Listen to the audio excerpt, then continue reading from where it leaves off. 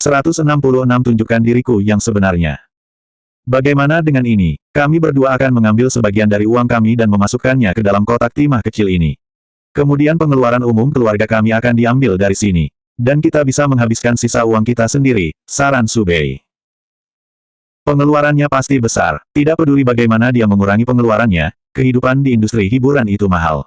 Itu adalah sesuatu yang orang biasa tidak bisa bayangkan.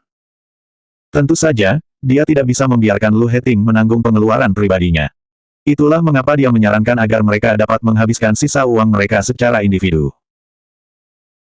Melihat bahwa dia sedikit mengerucutkan bibirnya, dan garis-garis di wajahnya menegang, dia berpikir bahwa dia tidak setuju dengannya.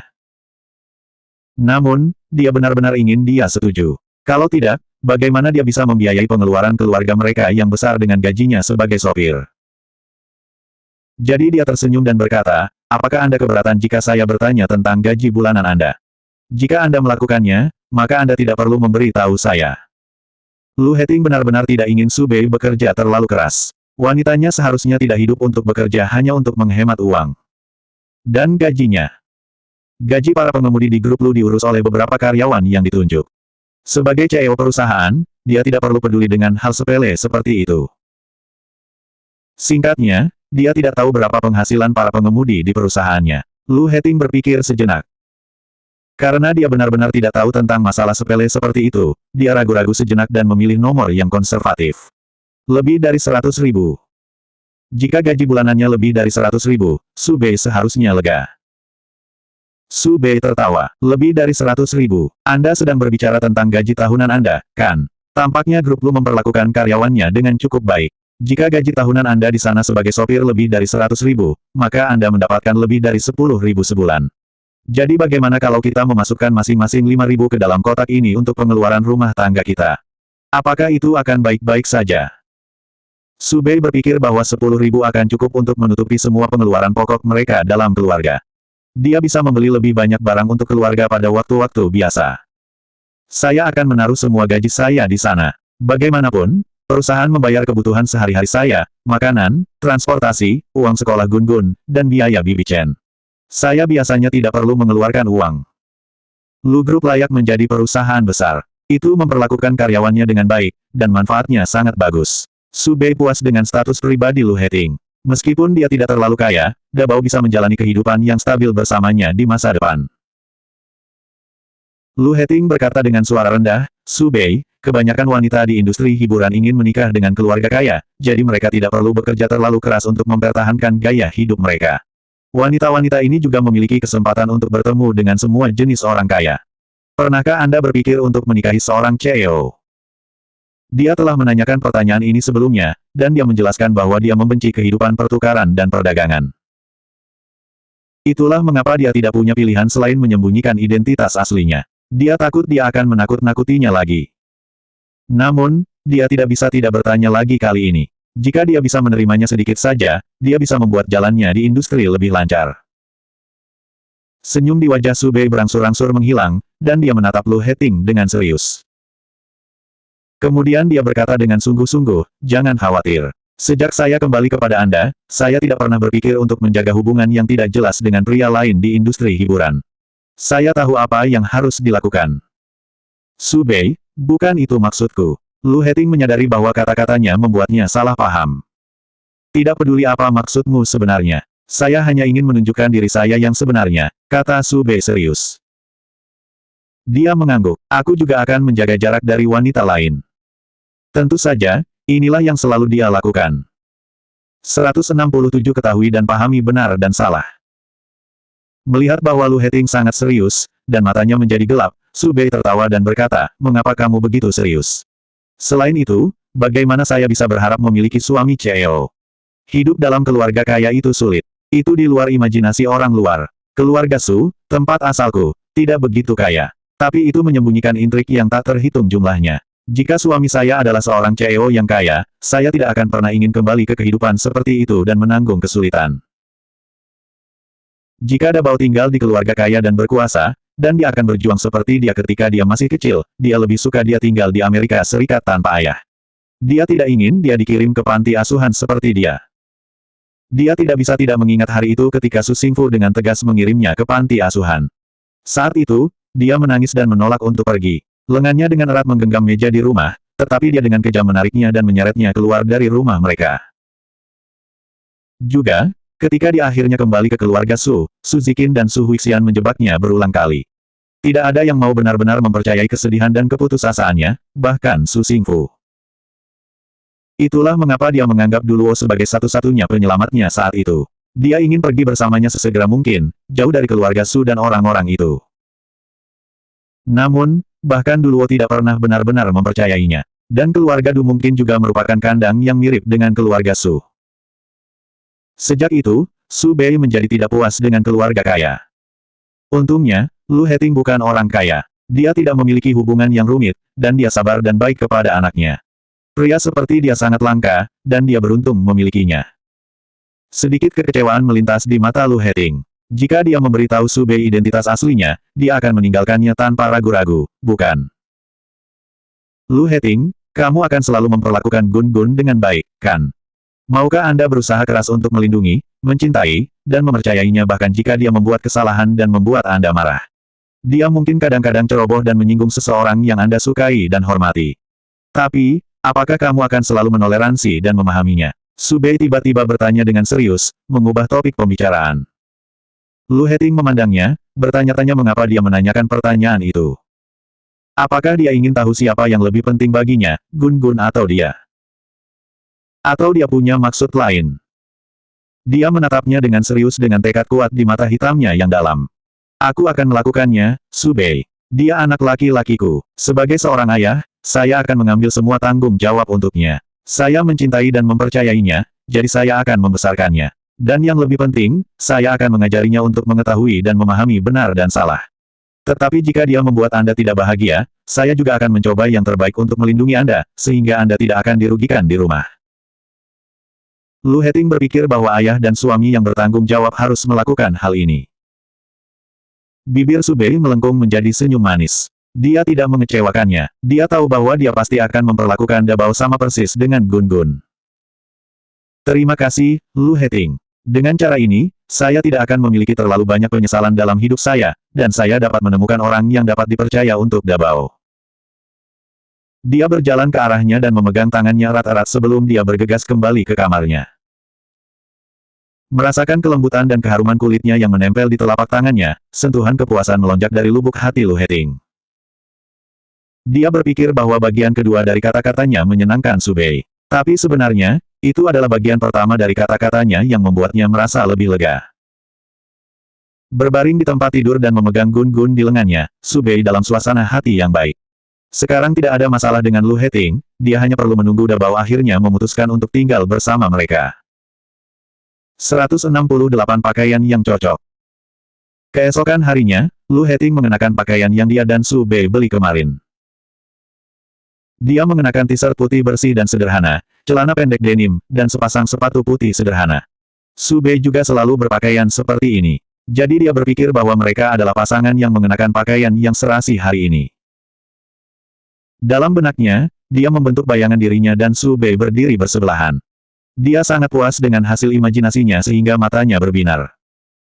Namun, jejak kekecewaan melintas di matanya ketika dia keluar dari ruangan, menyenandungkan lagu dengan lembut. Dia mengenakan gaun putih, bukan t-shirt atau celana pendek.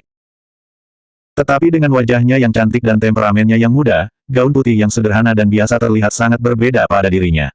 Dia membuatnya terlihat seperti salah satu gaun dari merek mewah top Italia. Setelah beberapa saat, Lu Heting merasa puas. Su Bei terlihat bagus tidak peduli apa yang dia kenakan, dan dia juga mengenakan pakaian putih. T-shirt putihnya juga serasi dengan gaun putihnya. Aku akan mengantarmu ke studio dulu. Dia sangat menikmati tugas mengirimnya untuk bekerja. Setelah mengantarnya, dia langsung pergi ke grup Lu. Lu Heting memarkir mobilnya di tempat parkir bawah tanah dan berjalan menuju lift eksklusifnya.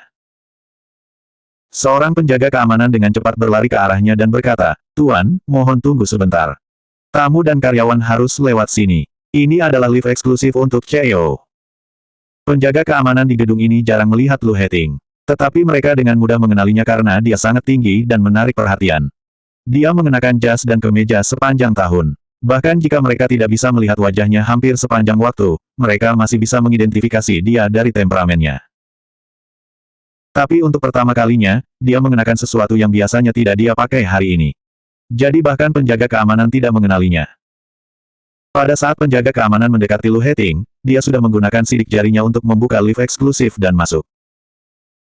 Baru pada saat itulah penjaga keamanan mengenalinya dari sikapnya yang mengesankan. Sebelum penjaga keamanan bisa melihat wajahnya dengan jelas, pintu lift tertutup. Ada apa dengan Tuan Lu hari ini? Kenapa dia memakai pakaian seperti itu? Penjaga keamanan itu bingung. Apakah kita membiarkan orang yang salah memasuki lift eksklusif CEO? Tidak, dia adalah CEO kami. Tidakkah kamu melihat sikapnya yang mengesankan? Sebenarnya, aku sudah merasakan auranya yang tidak biasa dari kejauhan. Bagaimana dia bisa menjadi orang yang salah?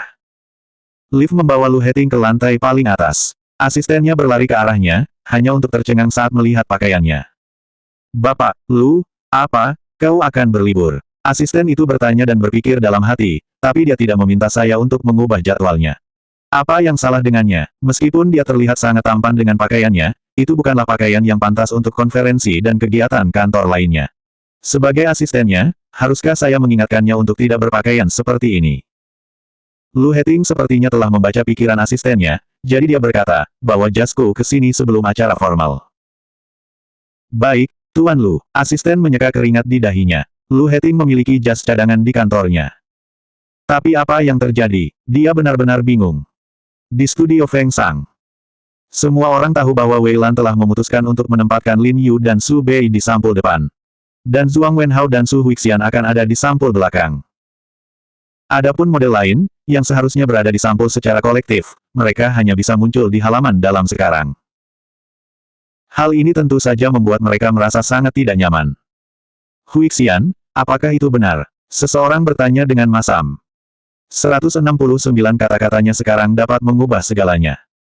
Su Huixian mengangguk. Ya, sudah diputuskan. Saya telah mencoba yang terbaik untuk membujuk pemimpin redaksi, tetapi dia telah mengambil keputusan. Tidak ada yang bisa saya lakukan tentang itu lagi. Tapi dia memberitahu kami bahwa kami berenam akan muncul di sampul depan secara kolektif. Itu adalah kesempatan bagus bagi kami untuk menunjukkan diri kami, tapi Su Bei mencuri perhatian sendirian. Luo Li merasa sangat tidak nyaman. Meskipun muncul di halaman dalam tidak buruk, mengapa dia bisa berada di sampul depan sendirian? Betul sekali. Jika Lin Yu dan Zhuang Wenhao akan ditampilkan di sampul depan, kami tidak akan memiliki oposisi. Tapi kenapa harus Su Bei? Aku tidak tahu apa yang telah dilakukan Su Bei hingga pantas menerima ini. Selama pemotretan pertama kami, Kang Peng membiarkannya berdiri di samping. Jelas, bahkan fotografer dapat melihat bahwa dia tidak terlalu menarik. Tapi sekarang, dia akan berada di sampul depan. Apakah Wei Lan berpikir bahwa Feng Sang sangat populer sehingga dia harus melakukan sesuatu untuk mengurangi popularitasnya? Insiden itu telah menyebabkan diskusi di antara para model.